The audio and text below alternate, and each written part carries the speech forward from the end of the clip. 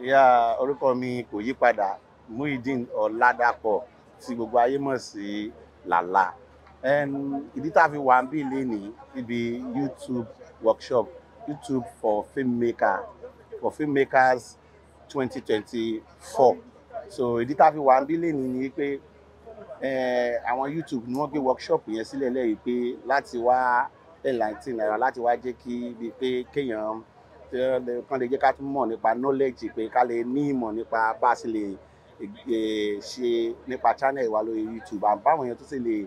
get more money, and bó ṣe lè kí ló máa àwọn ìpele wo ló máa kàn, ló máa ṣe àwọn nǹkan wo ló máa ṣe tó máa fi débi pé wọ́n máa jẹ́ pé ìwọ náà gbó kíní sí òfin sí orí YouTube, ó dẹ̀ ń gbowó bí kan monetize ẹ̀. So kí ló fẹ́ ṣe nípa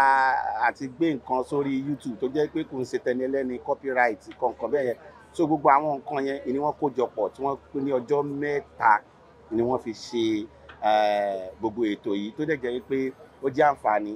tí ẹni olúkálùkù náà ti jẹ́ lọ pé àwọn tó ń make owó lórí YouTube, pé ìwọ náà lè make owó lórí YouTube, but àwọn ìlànà tó lè gbé gbà tó fi lè make owó lórí YouTube tí ó jẹ́ pé ìwọ náà fi lè darapọ̀ láwọn tó make owó lórí YouTube, gbogbo nǹkan yẹn náà ni wọ́n sọ, tó dẹ̀ jẹ́ pé ó jẹ́ ètò ṣe wá láǹfààní. Àwọn tó ti wà bẹ́ẹ̀ náà tẹ́lẹ̀ tí àwọn náà ti ṣe àwọn mistake kọ̀ọ̀kan tí àwọn náà rí pé kò tó jẹ́ kí wọ́n ní lọ síwájú lórí channels wọn. So àwọn yẹn náà gbogbo ẹ̀kọ́ yẹn náà ni wọ́n ti ṣe ìdánilẹ́kọ̀ọ́ lé lórí, tó jẹ́ ìyẹn pé ó tún máa jẹ́ kí gbogbo àwọn nǹkan tó ń ṣe channels wọn náà kó improve, gbogbo àwọn kíní wọn náà content wọn náà kó tún máa ní tẹ̀síwájú ní ti dáadáa láti máa jẹ́ kán lè make owó lórí ẹ̀ dáadáa. So ìdí tá a fi wà níbi tá a fi wá síbí lénìí, a dẹ̀ ti kọ́ ẹ̀kọ́ àti ṣe rèmí gan fúnra mi personally, I've learned a lot of things. àti rí àwọn nǹkan mi tó jẹ́ pé